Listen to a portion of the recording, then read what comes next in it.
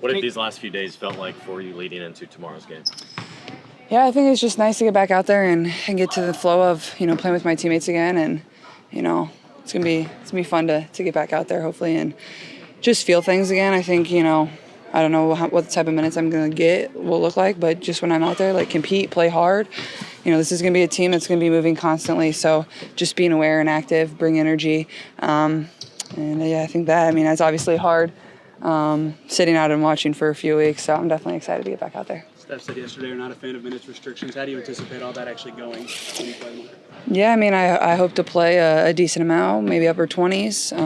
I guess it just depends how I feel and how the game goes and, what the team needs as well. But, I feel pretty good, but probably going to try not to overdo it as well and put myself in a good position moving forward. Caitlin, Steph talked about you having your coach's hat on during this stretch. Is there a particular thing or things you find yourself looking at most often while you've been watching?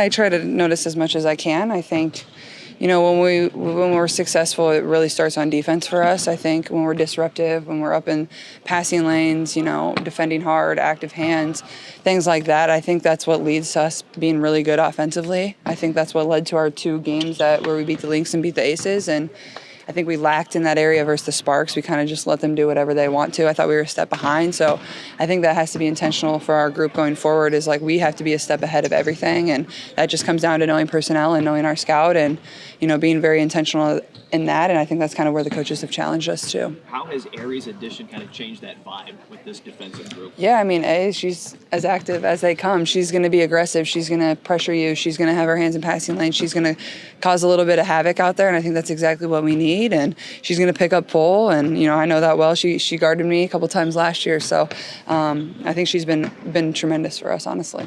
Caitlin, how much are you just looking forward to being on the court with Aries? Yeah, I think it'll be great. Obviously, I haven't played a game with her, I don't think, at least.